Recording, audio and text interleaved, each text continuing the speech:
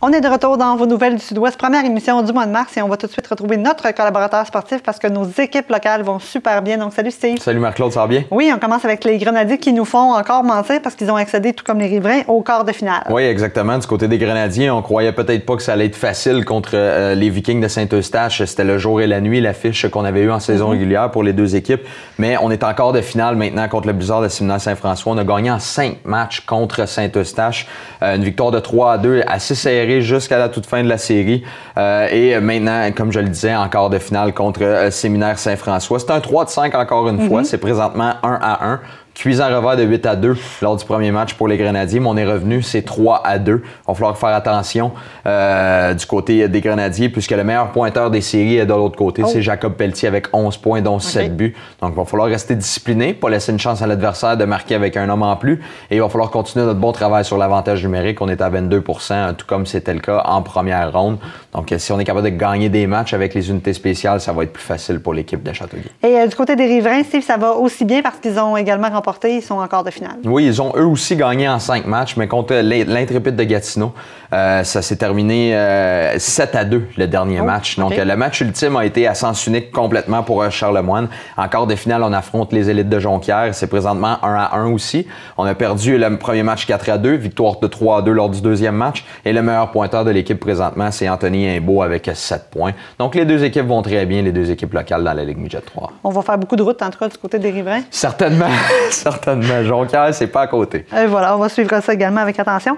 Et du côté de Saint-Lazare, il y aura le festival au galop cet été et porte-parole PJ Stock. Oui, exactement. Ça va se passer du 8 au 9 juillet prochain. Et on a présenté le président d'honneur, le porte-parole PJ Stock, qui a joué dans la Ligue nationale. On s'en cachera pas, avec les Canadiens de Montréal, notamment avec les Bruins de Boston. Commentateur sportif, fait partie de l'antichambre aussi. Travaille à la radio, a travaillé à Chaume, a travaillé à TSN 690 à quelques reprises. Réside maintenant à Saint-Lazare. Ça fait 12 ans qu'il réside là. Et la raison pour laquelle il aurait accepté d'être président d'honneur, d'être porte-parole, c'est parce qu'une partie des profits vont être remis à la SLA. Et ça l'a touché personnellement dans sa famille. Donc, il a voulu porter main forte à cet organisme-là. Oui, son frère est décédé de ça il y a 2 ans. Donc, c'est un petit peu la raison pour laquelle il s'implique. Et un autre qu'on connaît bien qui vient de Notre-Dame de l'Île-Perrot, c'est Alex Burrows qui fait plus partie des Canucks de Vancouver. Non, il a finalement réussi à bouger. Là. On le sait que peut-être qu'il voulait changer d'équipe. On n'était pas sûr. Les rumeurs d'échange étaient quand même assez intenses. On l'a vu à Montréal à quelques reprises là, dans les rumeurs. On est en reconstruction aussi beaucoup du côté des Canucks. On est vraiment en reconstruction et le repêchage a été atroce au cours des dernières années. Donc, ça va être difficile pour les Canucks. Mais là, on vient peut-être de mettre la main sur un bon jeune joueur en retour de Burrows. On a peut-être fait une erreur du côté des sénateurs d'Ottawa. Les sénateurs d'Ottawa qui ont fait l'acquisition de Burrows.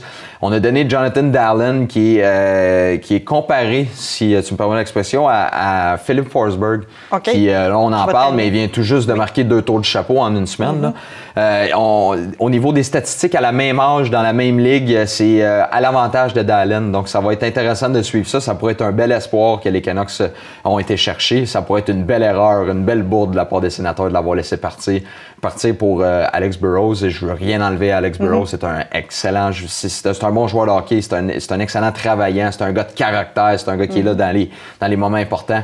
Mais ce n'est peut-être pas au niveau talent le meilleur joueur de la Ligue non plus. Il saura sans doute apporter sa sagesse et son expertise. Exactement. Peut-être qu'il voudra jouer des gros matchs contre Montréal parce qu'il avait démontré le désir de jouer à Montréal, mais on ne l'a pas acquis. Il connaît bien Guy Boucher également, donc on va voir si la chimie va opérer. Ça va être intéressant, ça.